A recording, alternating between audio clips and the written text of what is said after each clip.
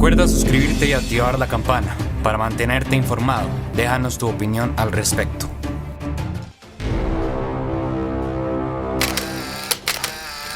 Atención porque el Nasdaq se desploma ya un 4%, un 3,11 recorta el Standard & Poor's 500 y estamos viendo como todos los parques europeos se van tiñendo paulatinamente de rojo a falta de una hora para que termine la sesión en el viejo continente. Bolsa de Madrid, Marta Vilar, muy buenas tardes. ¿Qué está pasando en el mercado? ¿Por qué estamos viendo ese rojo cada vez más intenso?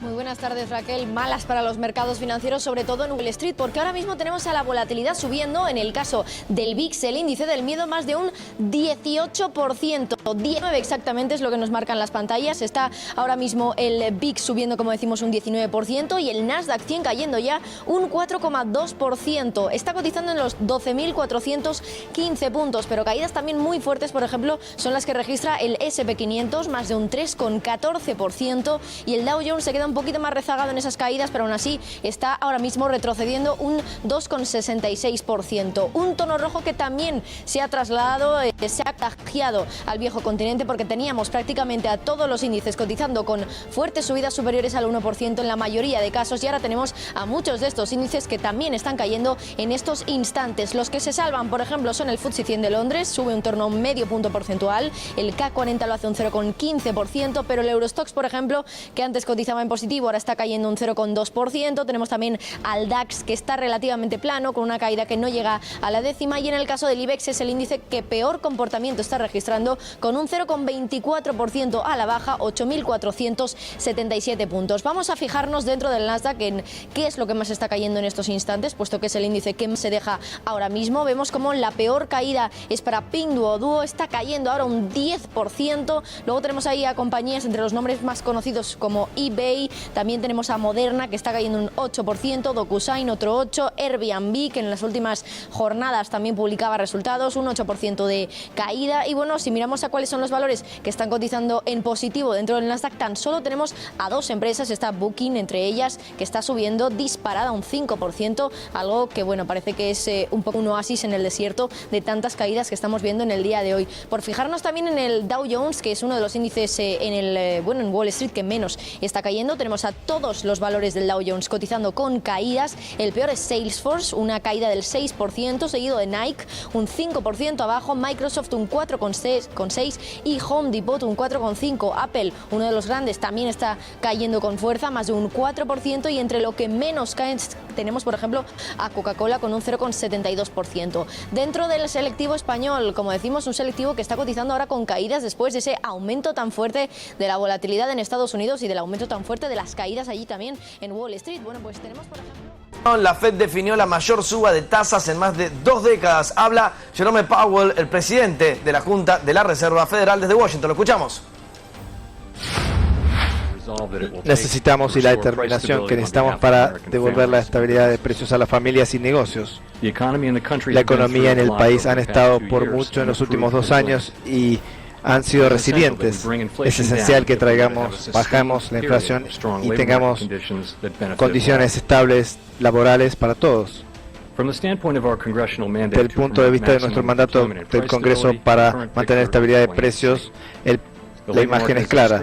El mercado laboral está apretado y la inflación está demasiado alta. Contra esto, se decidió elevar la tasa de interés por medio punto y la tasa será adecuada. Adicionalmente, hemos comenzado el proceso de reducir el tamaño de los activos en nuestros.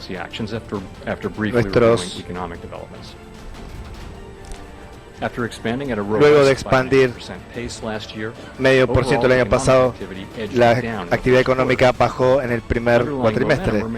El impulso se mantiene fuerte y se refleja un cambio de inventarios y exportaciones, cambios colaterales que llevan poca señal para crecimiento a futuro.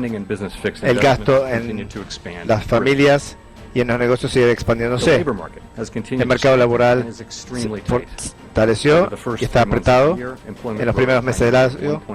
El mercado laboral creó 1,7 millones de empleos. La tasa de empleo y en la más baja de 3,5% de la pandemia.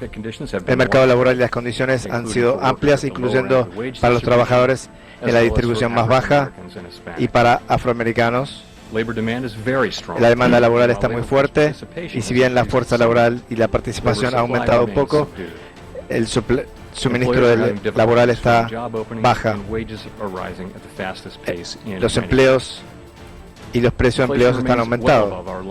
La inflación está demasiado alto del 2%. En los 12 meses terminando en marzo, los precios aumentaron 6,6%, excluyendo la volatilidad, y los precios aumentaron 5,2%. La demanda agregada está fuerte y las restricciones están restringiendo la capacidad de suministro.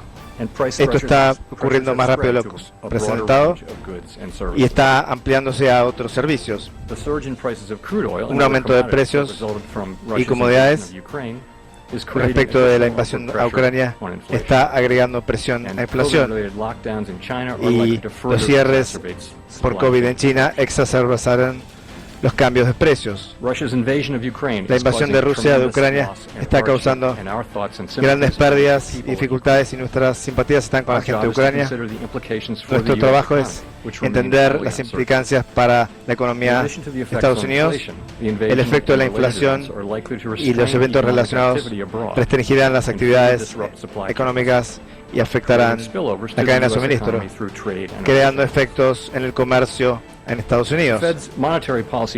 La política monetaria de la Reserva Federal y nuestro mandato de crear empleo máximo y precios estables del pueblo estadounidense. Mis colegas y yo estamos comprendiendo estas dificultades. Escuchábamos entonces al presidente de la Reserva Federal, que tal como se esperaba, los responsables precisamente de la política monetaria de la Fed elevaron entonces las tasas de interés en medio punto porcentual, es decir, al 1% anual. Representa el mayor ajuste desde el año 2000, en un momento en el que los bancos centrales, de distintos países del mundo están intensificando sus esfuerzos para reducir la inflación. Hay que decir como contexto que ya en marzo la Reserva Federal había elevado su tasa de interés de referencia en 1/4 de punto porcentual por primera vez desde fines de 2018, y sin embargo, esto lo venimos contando, la inflación fue aumentando desde entonces hasta alcanzar un nuevo máximo en 40 años. Gilbert Vega nos acompaña desde Nueva York para analizar esta noticia en desarrollo y algo esperable, podríamos decir, Gilbert.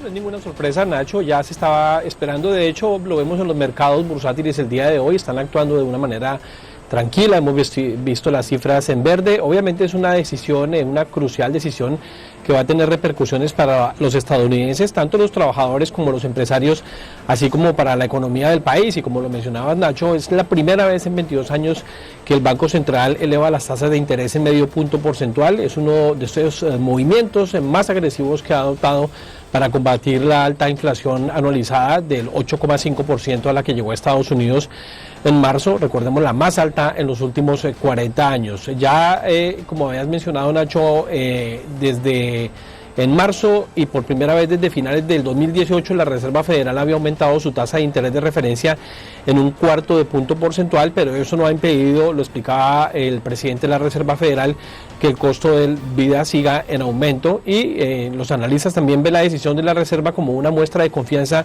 en el mercado laboral, algo también que acaba de explicar el presidente de la Reserva Federal. Estamos con una cifra de desempleo que es la más baja en 50 años y la economía de Estados Unidos bajo estas circunstancias pues ya no necesita las ayudas otorgadas por la Reserva Federal durante la pandemia. Por eso los estadounidenses van a dejar de tener acceso a préstamos que fueron casi gratuitos durante la época de la pandemia.